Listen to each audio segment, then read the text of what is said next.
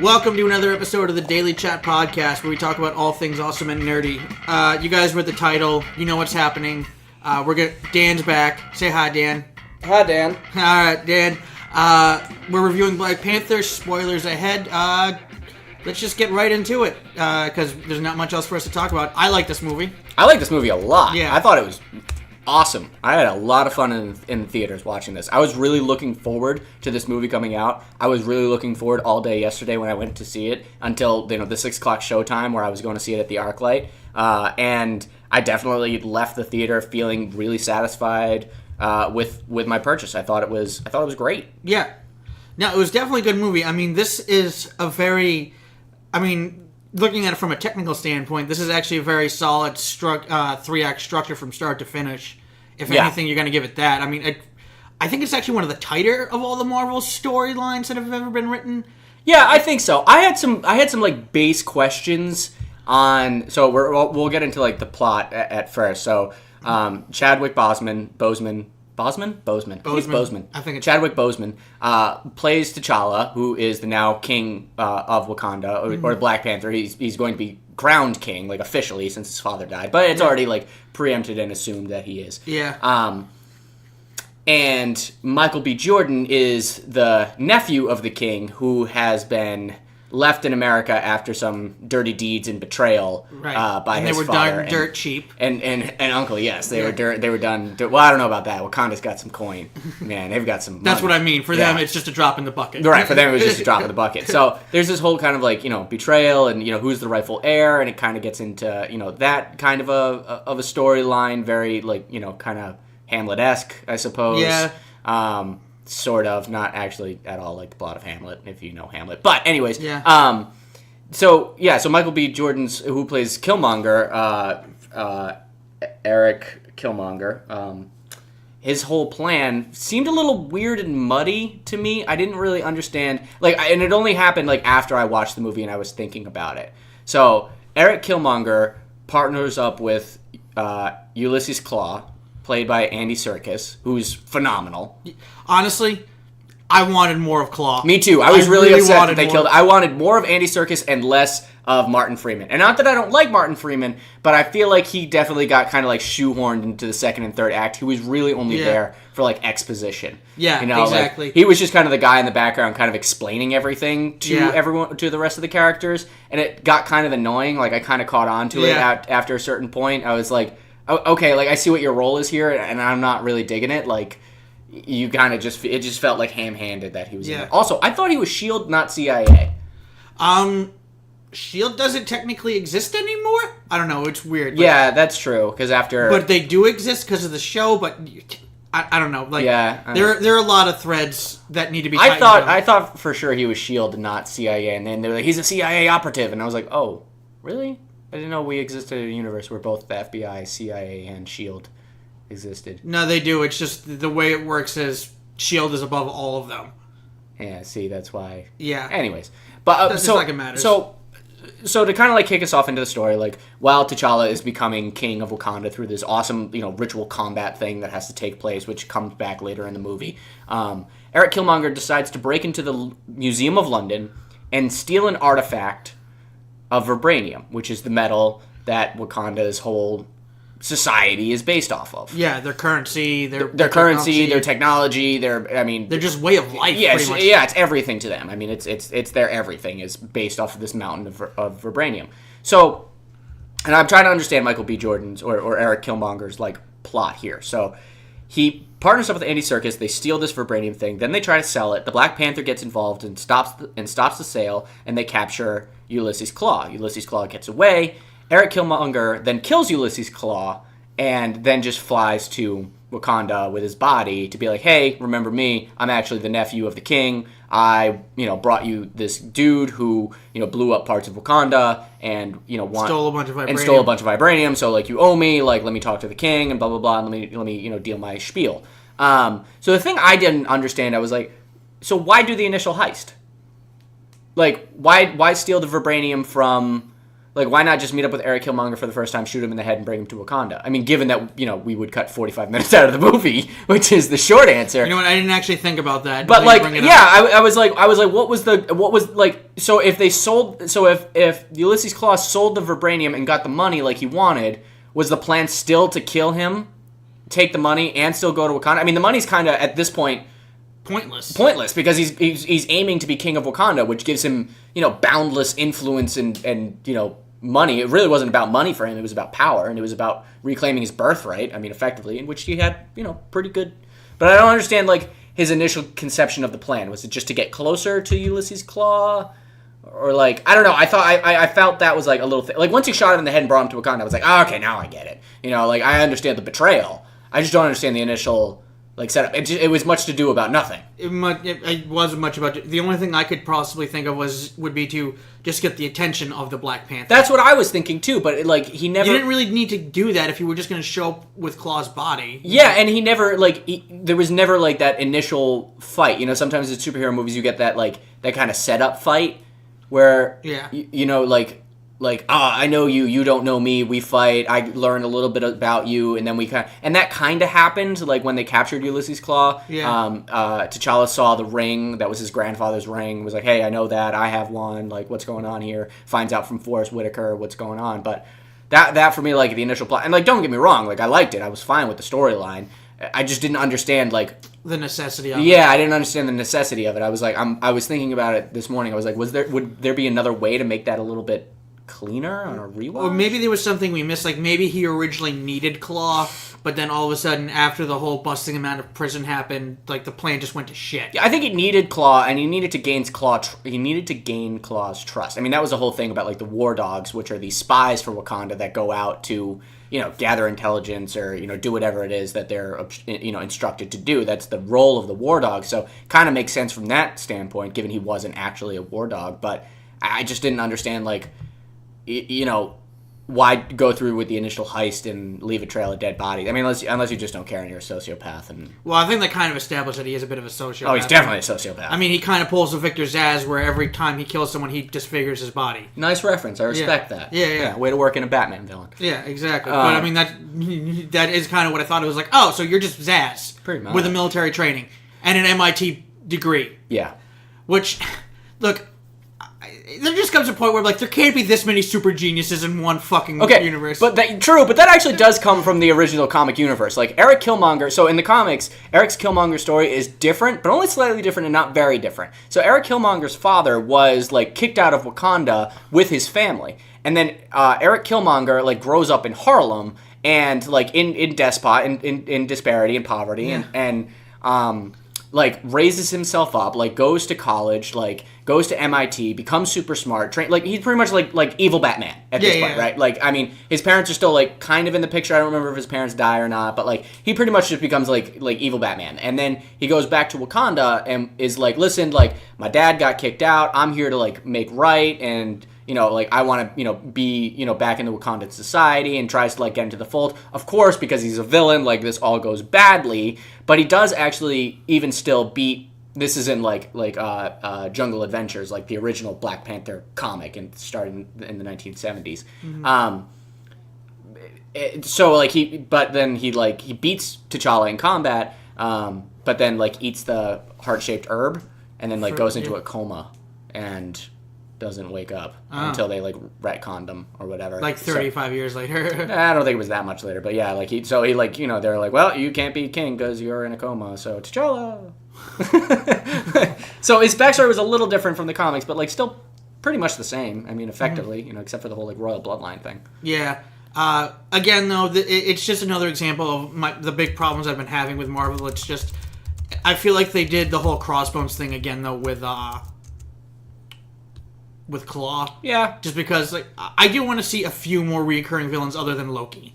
You know what I mean? Yeah, I kind of wish that Michael B. Jordan survived at the end of everything. I really liked, and we were talking about this earlier, I really liked Michael B. Jordan as a villain and as, a person. He had some legitimate grievances with Wakanda and the throne. And, you can very easily make the argument that he, could have or should have been, the heir to the throne. Of course, that's not how like monarchies work traditionally. Like it's always the oldest. He had the right to challenge, but he had the right to challenge. So like there is outstanding circumstances there. It's not strictly like the English monarchy where like Margaret or her children will never be the queen. It's going to go to Charles and then William and then William's son and never like Harry. Yeah. It's just not going to happen. But yeah, I thought he was a great villain. I thought he had great motivation. I thought he had great cause. I think that he was like a really like strong villain for the hero. A lot of times in Marvel movies we don't get those. Like I think in some instances like it's just not like Cap and Winter Soldier were great villains for one another because they're so equally matched at the end of the day, and there's that like great personal connection. Right. That's why that movie worked so well. Right. And then there's other instances where like not so much. Looking at you, Iron Man 2. Yeah. And Iron Man 3 for that matter. And Iron Man 3 for that. Yeah, or like Mickey Rourke with a couple of laser whips. I was kind of like, man, that dude can fly. Yeah. You got limited range on your laser whips. Exactly. Sorry, Whiplash, but you're really not that tough of a bad guy. Well, let's be real here, though. Iron Man doesn't have the greatest of rogues galleries. No, he really doesn't. It's like, and I mean, it's one of those things where there is that one part of me about Iron Man 2, the way they handled the Mandarin. Excuse me, 3. You're right, 3. In Iron Man 3, the way they handled the Mandarin with the whole, he's not really the bad guy, he's just a shitty actor, you know what I mean? But then there's also the comedian in me that's like, that's kind of funny. It is kind of funny. Yeah, I do like. I felt like there's definitely some like Marvel heroes that have lousy rogue galleries and some that have. Captain America's got a great one. Captain America has a fairly good one. Yeah, I mean with Red Skull, Crossbone, Baron Zemo. Yeah. What's the other dude that lives in the computer? Zola, yeah. I mean, he's got some, some real megalomaniacal, dudes in his, Doctor Strange, Baron Mordo, Dormammu, those are some good ones, you know what I mean? Those are some and ones. I mean, of course, I think Spider-Man probably has, as far as Marvel is concerned, probably has the best rogues gallery. Yeah, Spider-Man's villain, I'm not a huge Spider-Man fan. We've gotten into this before. I prefer Spider-Man's villains than to Spider-Man, personally. Yeah, I kind of agree with Carnage, you on that Carnage, one. But I feel Carnage, Venom, Green Goblin, Hobgoblin, Doc Ock, Shocker. Yeah. Shocker when he's actually handled properly, I actually like. Shocker when he's handled properly is actually I mean, even Sandman is like can be menacing. At a base concept, Sandman's pretty terrifying. You can't hit that dude. No, you can't. He's made of sand. Exactly. He will suffocate you in sand. It's just unfortunately for Spider-Man, Spider-Man came from the Silver era of comics, and that was the campy era of comics. Right. So, I mean, granted, like they've definitely changed some of the characters around, like. The goblins are definitely scarier now than they were back in the day, and so is Doc Ock. They kind of replaced them all with Jack-O-Lantern now, but yeah. Yeah. Jack-O-Lantern, he's an interesting character, but... yeah, he is. At any rate, we're getting off topic, though, but I mean, I did like some of the references that they had, though, but I also... It's weird, like, as much as I wanted to see at least one reference to the upcoming Infinity War besides that post-credit scene... with Bucky coming out of a tent. Yeah. And that was it. I wanted to see at least a little bit of something else, you know what I mean? See, I'm actually totally opposite on that. And that's one of the reasons why I liked this movie so much is because I like the standalone movies. No, and it's one thing that I really liked about the first Guardians and even the second Guardians of the Galaxy. Like the first Guardians of the Galaxy movie was a totally standalone movie, right? Mm-hmm. Like they didn't throw in like, oh, look, and it's one of the reasons why I still have not seen Spider-Man and why I'm really not interested in it, because it's like pretty much Spider-Man and Iron Man. And I'm just kind of like, Iron Man's actually not in it that much. Yeah, but they just like boosted him up in the trailer so much, and he gets the suit from Iron Man and everything else. It's just like, it's too much interwoven into the plot of that existence. Where with Guardians of the Galaxy, you had like this standalone team on their own adventure with something, an Infinity Stone, that ties back into the greater Marvel universe, but it's never like beaten over our heads, right? Like constantly that like you're watching a Marvel movie. This is all coming to a big point at one. Well, I'm not saying I wanted it to be like beaten over the head, just like maybe just like a small little something. Yeah, just a tiny little something. I mean, I guess you could say we got it with Bucky at the end because it.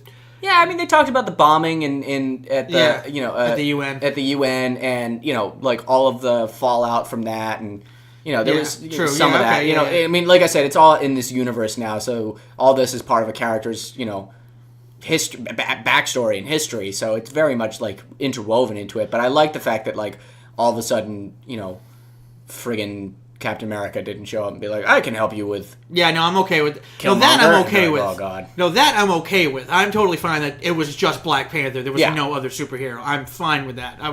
I'm just saying, like, maybe it's like, hey, like maybe just like how at the end of Thor we got to see Thanos' ship. I'm just talking like. Maybe all of a sudden it's like, we're getting some really weird readings coming from space. Right. Kind of a thing. Just like being all like, hey, guess who's knocking on the front door kind of a thing. You know what I mean? Yeah, I don't know. I think they set themselves up well to play a big part in the upcoming Infinity War. I think they set themselves up really well for a second Black Panther movie, which we're obviously going to get. Yeah, we're going to get that. There's no doubt. I'm surprised that it hasn't already been announced. I'm surprised that it wasn't announced 2 weeks ago. Right. Honestly. But I think they did really well, like keeping a really tight ship and story contained. Yeah. It's one thing, like we were talking about this earlier, just like in base comics, right? Like I love long running story arcs. Like I love 8, 10, 12 issue long story arcs. Like I enjoy those. But what I really love is like a nice tight 22 page or 30 page issue where there's 3 acts and we go through it pretty quickly. And, like they did back in the old days. And we're happy. And everyone's like, yay, that was fun. And I don't have to wait for the next one. And like the monster of the week. Like not everything could be goddamn Star Wars where like we've got 3 movies that I've got to wait 9 years for. Exactly. So that's one of the reasons why I really like Black Panther. There's a lot of reasons why I really like Black Panther. Yeah. Yeah.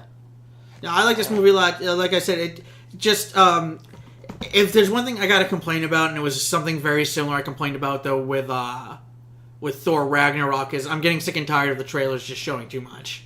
Yeah. Because it's just, I mean, don't get me wrong, I had a feeling he was going to come back anyway regardless, but the scene where he gets, where Killmonger beats him and throws him over the waterfall, and I'm just going, well, I already saw him in the trailer for Infinity War, and that's the next Marvel movie to come out, so I know he's not dead. Right.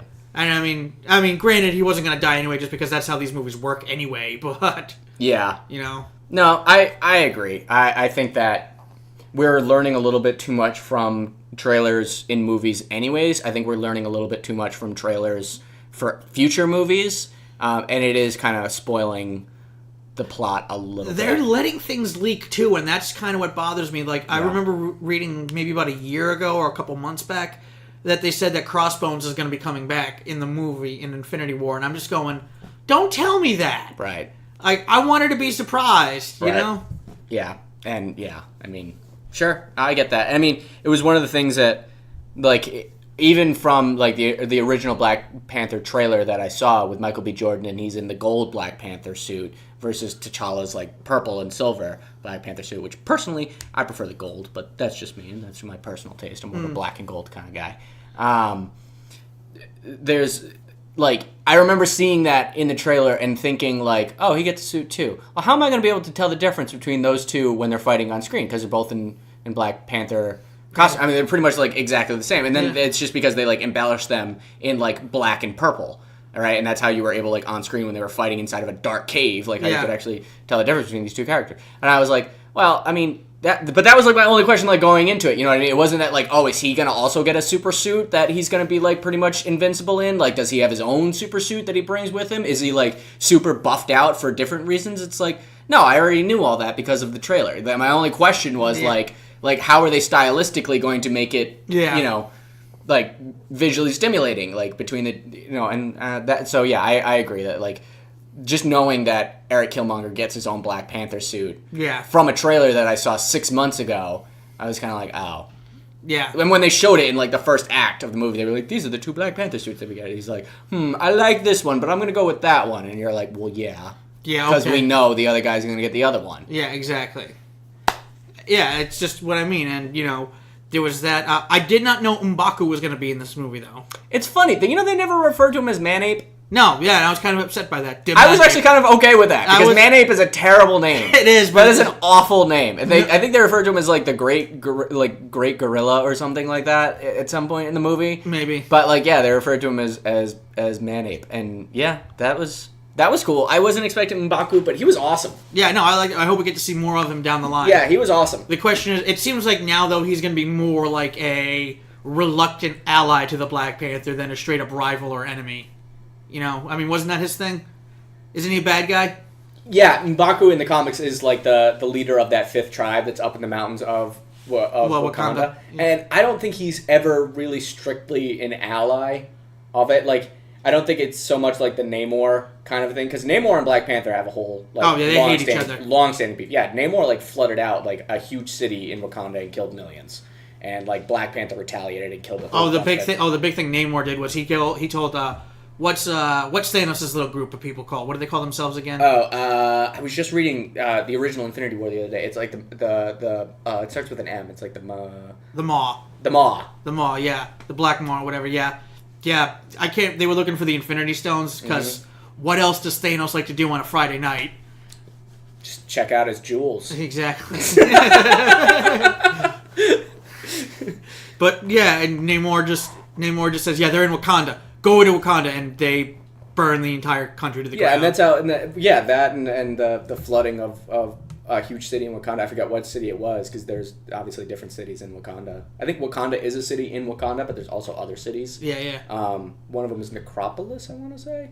Yeah, that's like the City of the Dead. But they flooded out the City of the Dead, and literally everyone became dead, and that's how like now in the comics, like T'Challa is even referred to as like the King of the Dead, which is just like so messed up. Yeah, you're like, dude, that's, and they still like ally from time to time. Yeah, but it's only when they have to. Yeah, for the Illuminati and stuff. Which you know what?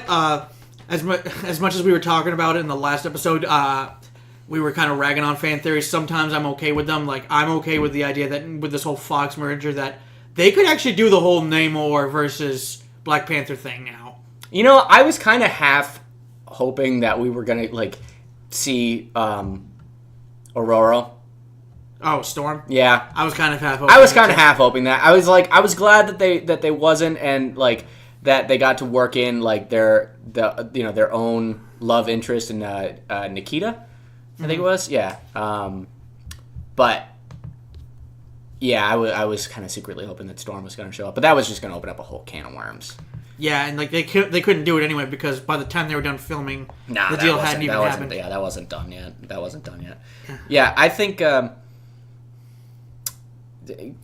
crossovers and the movies upcoming notwithstanding, I thought that this one felt really strong for a standalone movie. There were some things that like I wish that Andy Serkis was around longer. I kind of always forget how great of an actor Andy Serkis is. Yeah. And I've been rewatching like the Lord of the Rings movies. Like I got the extended editions, and I'm like, oh yeah, that's right. He's like phenomenal. Yeah, like, he's just really, really awesome on screen. And he's like the man they go to when they need a CGI character. Well, he's like I think it was like Stephen Colbert or somebody like was talking about Andy Serkis and was saying that like he's not a great mocap actor. He's a great actor who does mocap. Yeah, and that's like pretty much what like the base thing is. But like he was so much fun on camera. Like he like shoots. He looked like he was having fun. He looked like he was having fun all the time. Like he shoots the poker table with cash flies everywhere. He just starts like giggling. He's like, "I made it rain!" Yeah. No, he definitely had some of the best lines in the movie. Yeah. They hop in the car. I think the best line was from Shuri though,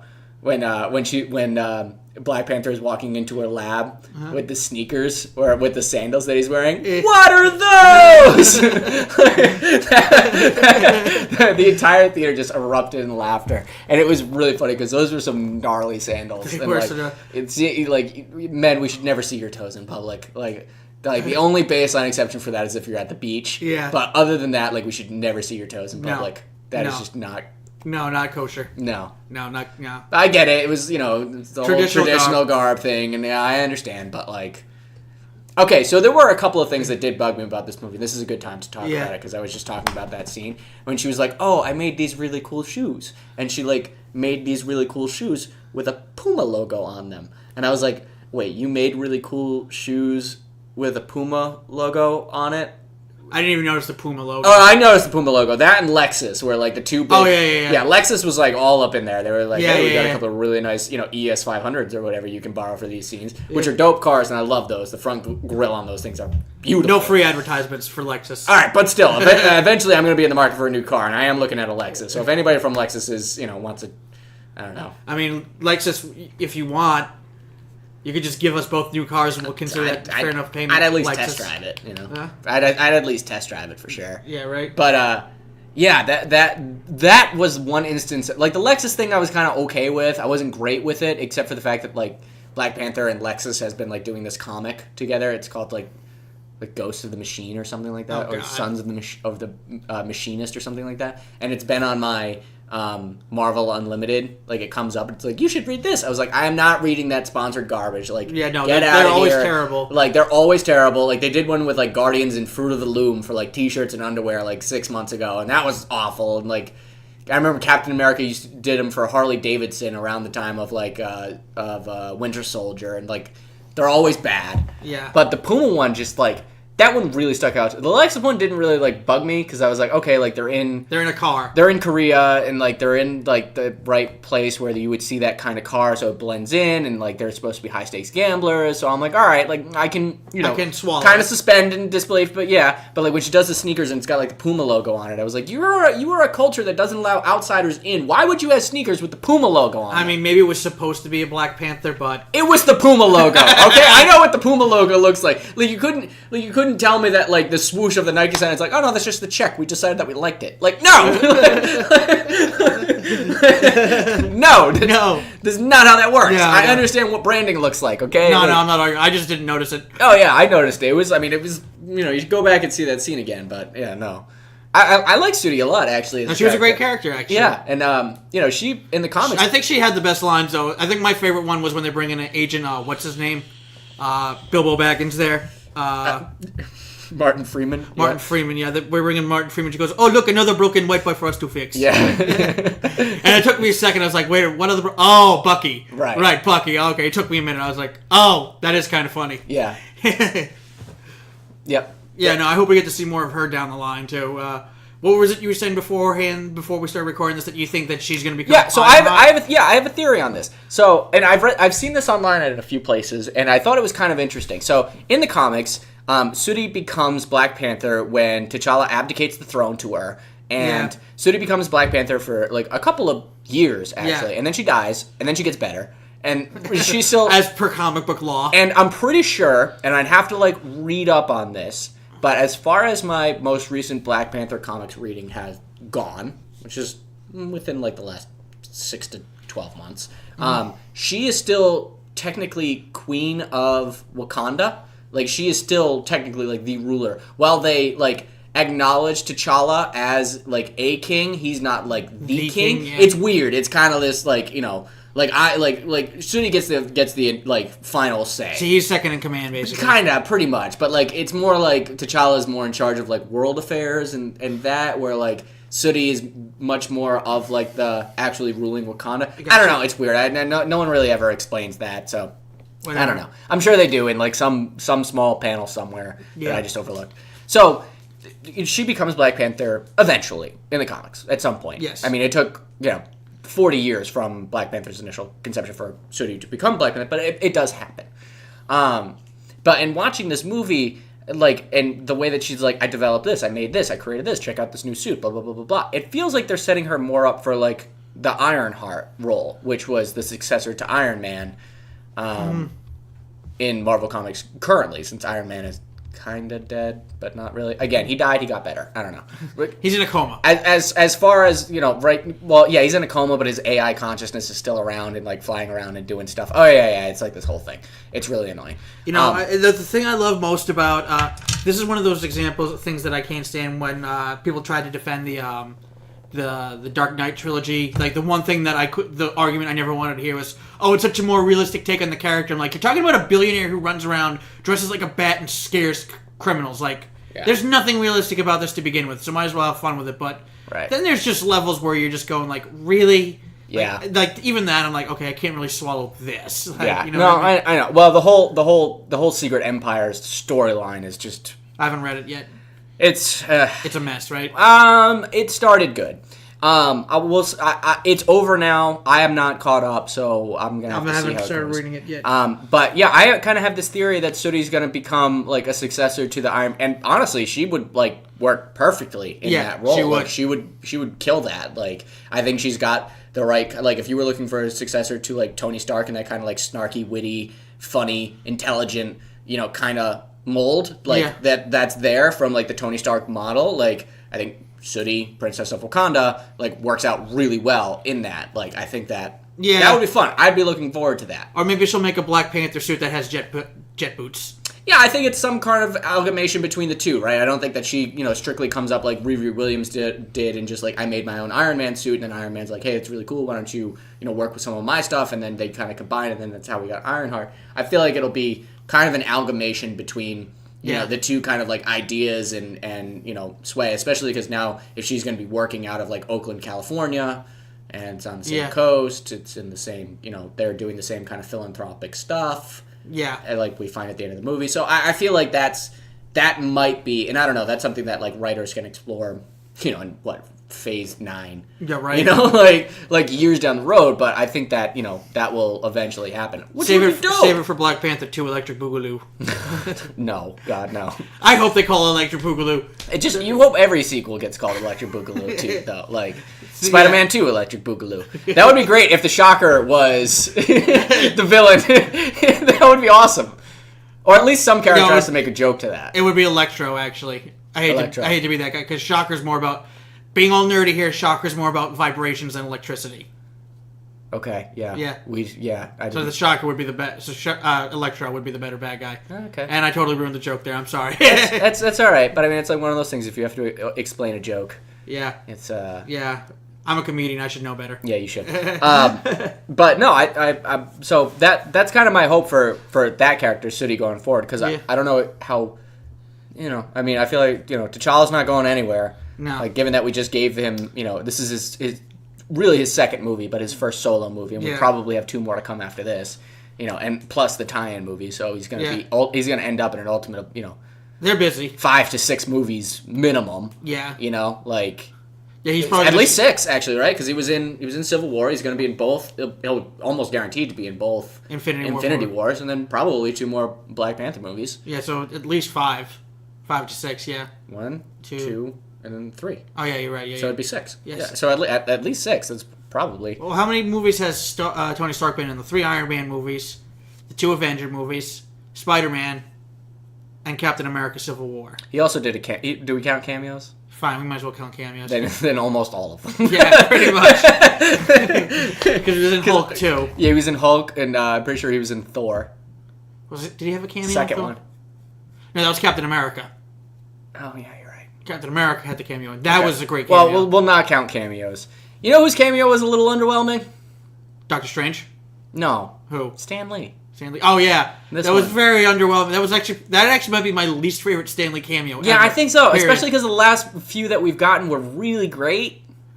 His one in Spider-Man's okay. Like it's tough to top the Watcher one. The Watcher one was great. It was such a perfect troll. Yeah. The Watcher one was great, and the Deadpool one was great. Yeah.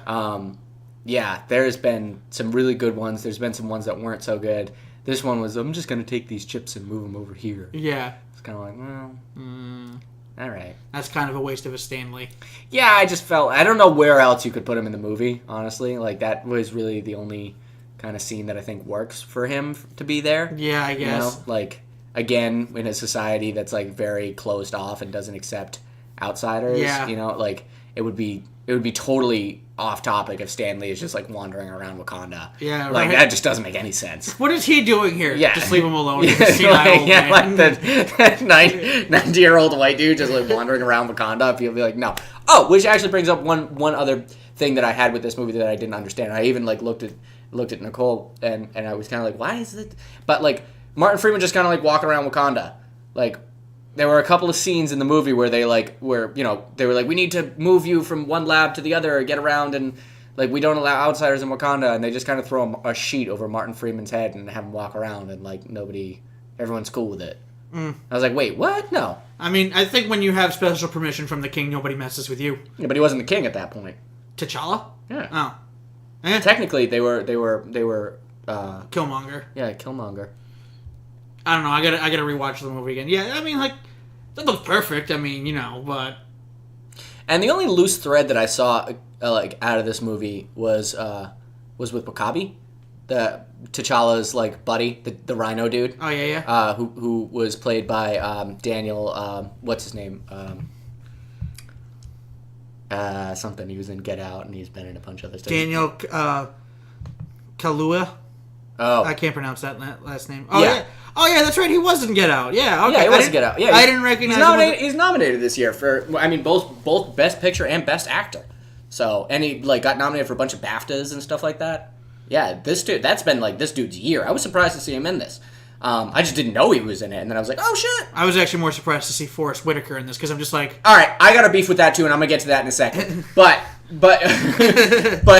and this really wasn't a beef, but I just kind of wanted to know what happened because they didn't talk about it. Because at the end they do this shot of like the throne room where they've got all the the cool representatives of all the different tribes, with like the dude with the awesome lip disc and like the just absolutely slaying it out. That dude was my favorite. That dude was my favorite because he had a suit that always matched the color of his lip disc. That dude was outrageous.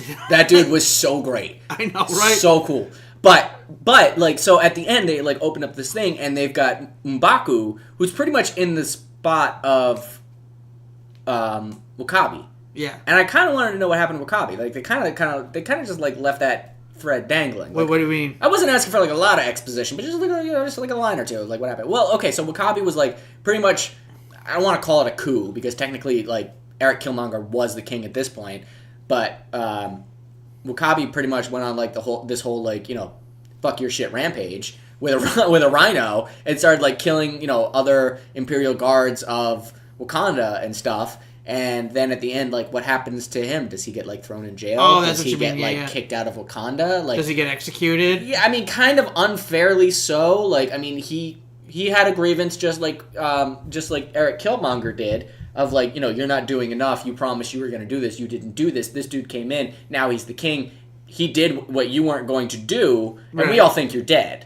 And then you come back, but I don't know. That's where it gets like really muddy. So I mean, obviously, like if you were a king and like someone tried to dispose you of your throne, like logic says that can't go unpunished. Right. Right. Like something has to be done. Right, and it's but like I think they might address it in the next Black Panther movie. Maybe. I would hope. Because, yeah, I mean, I kind of hope they just don't throw that dude in a jail cell, but I also don't think that he can just be like. Well, there's a whole personal connection he has to T'Challa. Yeah, they're like childhood friends. Yeah, or whatever. Exactly. Yeah. And like W'Kabi was also like I guess dating. Was it Aoki? Yeah, the head of the general. She was awesome. She was awesome. Actually. She was super cool. Oh, and I was saying this last night. So, this does come from the comics of like the personal guard of T'Challa is like the best 6 female warriors. It's really just the best 6 warriors, but they just always end up being female. Right. And I realized that like as like having a gang is having like your own posse, like your entourage or whatever, like bodyguards surrounding you, like is cool. Fundamentally, like you have a crew of people that will just do whatever you say and like just kill people just for your protection. Like that's cool. But having like a crew of female assassins armed with like spears and like that's just next level. Right. That's some next level shit right there. Right. Like, oh, so cool. Yeah. No, they were all great. It was nice that they also. There were a few. I'm trying to think here. I definitely liked a lot of the characters in this movie. Like, none of them seemed... I don't think there was a single bad character in this movie except for, like you were saying, maybe Martin Freeman's character. But even his character wasn't unlikable. I don't think... Yeah, I didn't... Not that I didn't like Martin Freeman, but I felt like he was just there to explain shit to us. At like, past a certain point in the movie, Like, by the time he comes out of his coma, all he's just doing is yeah, what's the word? Well, what's this? What's that? How does that work? Yeah. Like, well, actually, he's not. He's one of ours. And actually, if he does this, and actually, if he does this, and like, I hate to use this term, but like, goddamn, the dude was like mansplaining everything. Like in the second half of the movie, I was like, seriously, Martin, shut up. Like, chill, man. Like, we'll get there. You know, he just. It felt like his role as a character was to like do the rest of the explanation for the audience, and then fly a jet and blow some stuff up at the end. Yeah. And I was just kind of like, I don't know. I don't know. Maybe they're trying to set him up to be the new Phil Coulson in the MCU. That's what it felt like. What it felt like. And not that I don't like his character. Like, I liked his character in Civil War, and I liked his character in this movie, especially in the first half of this movie. But I just kind of didn't understand why he was around in the second half. Ding. Yeah. You're right. He just seemed to kind of like explain everything. It's like I wanted to like him more, though. You know what I mean? Like it's just like my big problem with this movie, though, is like I didn't feel any stakes. If I had to pick one complaint about this whole thing at the end of the day, it's just like I was saying earlier, like when they threw him off the side, you know, like I knew he's coming back. Like what the hell? Like, you know, young Forrest Whitaker. Okay, that's what you wanted to complain about? Yeah. What about it exactly? In no way did I believe that was young Forrest Whitaker. Oh. Yeah. Forrest Whitaker's always looked like Forrest Whitaker. Like, I know what Forrest Whitaker looks like. Yeah. You know, like, yeah. Exactly. He's got one eye that's kind of just like a little crazy. Yeah. I did not believe that for a second. And, like, the timing of that felt off to me. Yeah. You know, like, it was like, oh, it's been, like, you know, because 1992 would put it, what, like 25 years ago or so? Like 25 years ago. Depending on the month, but, like, 25, 26 years. And I was like, I kind of don't believe that Forrest Whitaker went from, like, someone who looked like he was in his, like, early 20s to Forrest Whitaker now, who looks like he's pushing 70. Yeah, pushing 70. And well, like same thing with T'Challa's father. There's like sudden age. What's T'Chaka? T'Chaka. I was gonna say Takata, but that's Takata. Yeah, no. Takate. No, nope, nope. T'Chaka. Yeah. So like the timing of that felt like a little. I feel like. I understand, like, for Eric Killmonger, it needed to be a certain point, so that way he's, like, old enough to remember it, and then still Michael B. Jordan's age when, like, the shit goes down. But it felt like that should have been pushed 10 years back. A little bit, yeah. And it would have made more sense. Like, the timing of that didn't make a lot of sense. Like, even Black Panther, and I understand that there's a big difference between being, like, a 45-year-old dude and being, like, a 65-year-old dude or, like, a 70-year-old dude. Like, there's a big difference in that. Yeah. And, like, how you look in appearance and if you can actually, like, be Black Panther and like the physically demanding role that is. But I just kind of being like, that doesn't seem like enough time for like those characters to age. A little bit, yeah, I guess. I mean, then again though, there's also the thing where, you know, the time in between episodes 3 and 4 is only like 15, 20 years. And Obi-Wan Kenobi goes from looking like, you know, 33-year-old Ewan McGregor to suddenly 72-year-old Alec Guinness. Like, right, same type of thing. Yeah, like that one I'm a little bit more forgiving on because, you know, we didn't know. Yeah. But, like, it's only been, like, you know, 2 years since Civil War, and, like, that one just felt, I don't know, a little, it just felt off to me, like. Well, the timeline is I'm just super nitpicky on this now, like, I really. Well, the timeline is weird in the MCU. It really is weird. Like, somebody actually mapped it out of the quote-unquote real way you're supposed to watch these movies, like, the real order in which they come out. Okay, yeah, no, I get that. Like, Captain America would be obviously the first one. Yeah, the first Avenger would be the first movie, and right. then, you know, you skip ahead a little while, and then the technic... And when then Hulk? Hulk, no, not Hulk. When it first... Maybe, I mean, are we counting the one with Eric Bana, or are we talking about the one with... No. Yeah, I think... Edward Norton. No, I think that one technically comes after, like, Iron Man. And I think when it comes out, technically speaking, you're supposed to go, like, Captain America, the First Avenger 2, whatever the hell they're going to be calling Captain Marvel. All right, that's supposed to be because that's supposed to take place in the 90s. I'm excited for that one. So am I. Yeah, you're a big Carol Danvers fan. I am. Yeah, I am. I do like Carol Danvers. Yeah, I think she's. Yeah, I got the action figure over there. I've got a Captain Marvel shirt in the other room. Here's the real question: will they give her a Boston accent?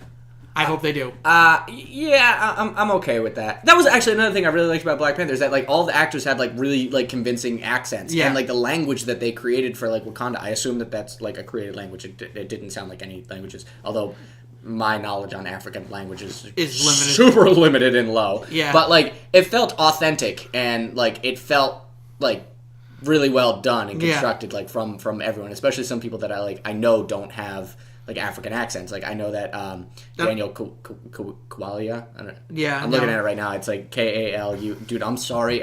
I'm sorry. Yeah, that's me. I'm just the whitest. Yeah, I mean Chadwick Boseman doesn't. He's from South Carolina according to IMDb. So right. And like, yeah, so some of them I know don't have like an accent, that thick or that heavy, and like they did a really good job like carrying that the whole way through, because sometimes you can see right through it. Also, I don't know how that accent would actually sound, and I do have an ear from the Boston accent, given that I'm like from that area, and I do know that like Martin Sheen's accent in The Departed was absolutely awful. Yeah, it was. So like I can pick out like good ones from bad ones. Like, yeah, no, me too. It's why the Afflecks always do a good Boston accent. So does Matt Damon. Well, yeah, because he's from. They're from Boston, right? Harvard, heart attack. The only thing that I haven't talked about on this podcast that I really thought was awesome was the soundtrack. Oh yeah, the soundtrack was dope. Super cool. Yeah. Kendrick Lamar, just like, and not just the soundtrack that was in the movie, which did a really good job of like weaving between like hip hop and traditional African music, and like, and then just kind of that bass score that's in a movie. Like, that was great, but like the actual like soundtrack, like the album, music from and inspired by, awesome. It's got tons of great rappers on it, tons of great R&B artists, tons of great. I mean, tons of great producers. It's a killer album. Yeah, I've been listening to it all week long. I'm going to start listening to it once I hit the road after this. Yeah, it's super good. Huge fan. I would definitely suggest the Vincent Staples song, "Oops." I personally like the title track, Black Panther, by Kendrick Lamar. The one that they used at the end was Kendrick Lamar and The Weeknd? SZA? No, the Weeknd one they used. So the Weeknd, because I've been listening to the soundtrack all week long, and I've been kind of in my head trying to figure out like where they were going to place it. And I would have bet good money that they were going to put the Weeknd and Kendrick Lamar at the end. But they didn't. They used All of the Stars, which was Kendrick with SZA. I don't know if that's how you're supposed to pronounce it. Mm-hmm. I don't know. It's like one of the things that like there's some things that you don't know how to pronounce until like they're said out loud. Comic book movies are great with this. Like, I can't think of any examples offhand, but there's definitely been like some names and some things. Well, dude, if you showed me T'Challa for the first time, I wouldn't know how to pronounce it. Right. Okay. So that's a pretty good example. Like, I just don't know how to like actually pronounce that. Like, and then someone says it on screen, and I'm like, oh, that's how you say that. Like, okay. That is how it goes. Yeah. Like, I had no idea, because I've been reading it for 20 years, and I've been reading it in my head. I've been pronouncing it a certain way, and then someone actually says it, and then like they know how it's supposed to be pronounced, and I'm like, oh, that's how you say that. Yeah, no, the soundtrack was really good. I liked it, and I'm not a big hip hop guy. You know that. I am, and this is awesome. This has been like a huge, like a really great album. Can I be honest with you though? The soundtrack was great and it definitely fit the movie, but some of the action sequences I wasn't too crazy about. Like the very first one when he's stopping that convoy, it was just shot in such a dark. Maybe it was the theater I was in, but it was shot in such a dark way that I couldn't make anything out really what was going on. Yeah. That's fair. I felt like the first action sequence was a little underwhelming with like a character who, like, when you shoot him, bullets don't even bounce off. They just hit him and drop. Yeah. So, like, that one did, like, because the chase sequence in South Korea... That was kind of cool. ...was awesome. And that one felt really good because, like, he's still, like, it's not just about him getting shot. Like, he actually needs to, like, catch and apprehend something. You know what I mean? Like, that's awesome. And then when he's fighting in Wakanda and there's other vibranium weapons, there's a little bit more that he has to, like, compete up against. Yeah. And that felt really cool. You know? And, like, that was awesome. But, yeah, I definitely see what you mean about, like, the opening sequence just felt like a little... I don't know, thin, underwhelming. It was really just a setup. It was really just a setup to get to Nikita, so we could introduce that character. Yeah. Nakia, no D. Nakia, yeah, no. Yeah. Nakia, no D. Nakia, no D. Yeah. You know who I wish did just like a little bit more in this movie was Angela Bassett. Because I'm a huge fan of Angela Bassett. Like, I loved her in like all the American Horror Stories that she's in. She's in 911 now, which I've only seen a couple episodes, but they're pretty good. But she always plays like a really, really like tough woman in like all of those scenes. And which character was she again? She was the queen. Oh, she was the queen. She was the queen regent. Yeah. She was the queen regent. She was T'Challa's mom. But she kind of just, she kind of just like fell into the mom role and like never really went past that in any way. Like she was very like emotional, didn't do anything from like an advisor kind of perspective. I don't know. I wanted to see. I wish that obviously there's only so much screen time that you can give to everyone, and you can't overdevelop every character. And like I'm sure that maybe she'll get more screen time in a I'm sure that if there's an extended cut that's 4 hours long, we learned a lot more about. Marvel doesn't really do that though. They're not like DC. Well, because DC... Because they make a good movie the first time out. Exactly. Took the words right out of my mouth. Yeah. Burn. Ah, man. I mean, I definitely enjoyed this movie. As always, though. I thought she was great. I just wanted to see more of her. Angela Bassett was great, yeah. I wouldn't mind seeing more of her, I guess. I don't know. I'm not too familiar with Angela Bassett's work, if I'm going to be completely honest. I'm sure I've seen plenty of stuff she's in, but yeah. Yeah, she's.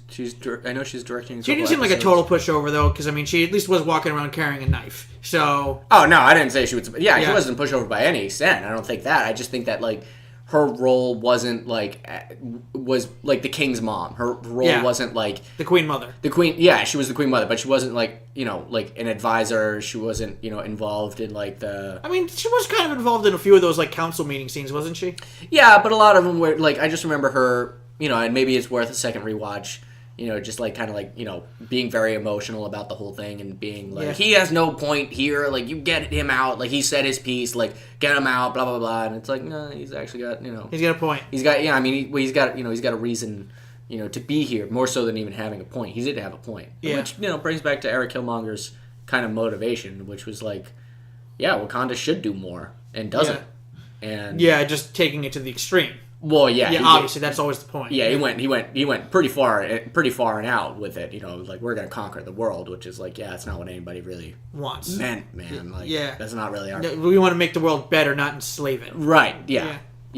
So that was not really but ultimately, it definitely, that was kind of where we were getting to with Black Panther and T'Challa and like the new Wakanda. Anyways, was taking more of a responsibility on like the world stage. One thing this movie definitely wasn't afraid to shy away from was political discussion. No. And in fact, a lot of those discussions kind of mirrored some American discussions that I kind of hear. Yeah, I definitely don't think it was. I definitely think in the writing process they knew what they were. Like the whole thing of refugees and everything like that. Yeah.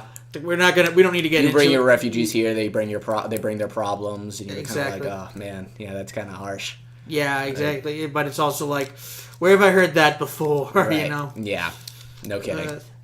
But I mean, and I don't understand like why that would turn some people off. But at the same time, he's the king of a nation. Like, it's kind of tough not to bring up politics. Right. You kind of sort of have to. It's very interwoven to it. Yep. Yeah. It just so happens that he is a politician who is not afraid to solve problems with his fist. Or claws. Or claws in this case, no. No. Bulletproof suits. That is one thing that I've always felt a little weird about the whole... about one gripe that everybody had about Batman and Superman in the DCEU was they're not supposed to kill people, but meanwhile you go over to the Marvel Cinematic Universe and, T'Challa's like cutting people's throats with his claws. Iron Man. They kill people. Yeah. I don't... It's just like, what the hell? Like, what's the big difference? Like, yeah. You live by the gun, you die by the gun. Exactly. Yeah. I will say this, and it's kind of my closing thoughts on it, but it is something I was thinking about last night, was that the Black Panther cave beats the pants off of the Bat cave. And I don't say that lightly. Yeah. But that dude's got a way cooler base of operations. Well, what was it? A few years ago, Forbes actually did a list of who the richest superheroes are. And you'd be surprised, Bruce Wayne isn't... I mean, he's high on the list, but he's number 3. Sure, yeah. He's number 3. Number 1 is the Black Panther, actually. Oh, I believe that. And number 2 is Tony Stark. I think I saw somewhere that a gram of vibranium is valued at like $10,000. Yeah, something like that. A gram. Yeah, and they have like a whole mountain. And, like, we all thanks to Pot, we all understand the metric system and exactly how much a gram is. So that fits in the palm of your hand, and that's not that much stuff. That's $10,000 in the palm of your hand, literally. It's like maybe slightly heavier than a starburst. Yeah. Like, that's about a gram. Yeah. And that's worth $10,000. Yeah, right. And they've got a mountain. A mountain of it. A mountain. An entire freaking mountain. Right, and like a big one, not like a little one. And remember, a mountain has to be above a certain, feet in elevation to be counted as a mountain. Right. So it's not like they're embellishing when they say they have a mountain. Like I used to live in Vermont. I know what a mountain looks like. They legitimately have a mountain. Yeah. So, the T'Challa cave was way cooler. He's got flying planes. He's got trains. He's got. Well, it's not only that though. It's just like all Batman really has is just here's a cave, a literal cave. And I put a big computer in a wall. A big computer in a car. That's about it. Mm-hmm. That's about it. Mm-hmm. And by the way, one thing I've always wanted to know about Batman is how did he get that built and nobody spilled the beans about it? You know what I mean? Like, someone's gonna talk. Right. Contractor's gonna talk. Right. I believe it was like Family Guy where they made fun of it. It's like Stewie shows up in the Batcave and Batman's like, "How did you get here?" Stewie goes, "Dude, you hired a whole bunch of contractors to build a Lazy Susan for your car. Someone talked." Like, I love the Lazy Susan reference. the Lazy Susan for your nuclear powered car. Right. Yeah. No. That was he had a cool base of operations. He did. That Well, was dope. Again, he's a king, not some billionaire trying to hide away. So No, he doesn't care. No. You're like, yeah, come up and visit sometime. Yeah, exactly. Yep. Yeah. Definitely a character I think I would rather hang out with than Batman. Oh yeah. Yeah. Batman. Yeah. Yeah, no. Except for the scene in Justice League where Batman pours himself like a 10-ounce scotch, like it's no big deal. Oh, yeah. That was one where I was like, well, okay, yeah, Batman can hang. I kind of like that. I don't think I could outdrink Batman. No. I don't think that. it's I don't think I funny could outdrink Bruce Wayne Yeah, and it's weird because in other versions of it, you've seen that Batman just doesn't drink at all, ever. or pretends to drink, Exactly. which is kind of BS when you think about it. Yeah. I'd be drinking a lot. So, one other thing that I did, just because it's an interesting factoid, the heart-shaped herb. Learn something about that. What? So the heart-shaped herb gets you superpowers, not because it is magical, but because it is filled with vibranium radiation. Ah. So they are getting superpowers from radiation. What is it with Marvel and irradiated superheroes? I was thinking the same thing. I was like, how often does that happen? And I was like, well, There's the Hulk. there's the Hulk, there's Spider-Man, to a lesser extent, and pretty much the same extent, Captain America. Yeah. Let's see, there's definitely other ones.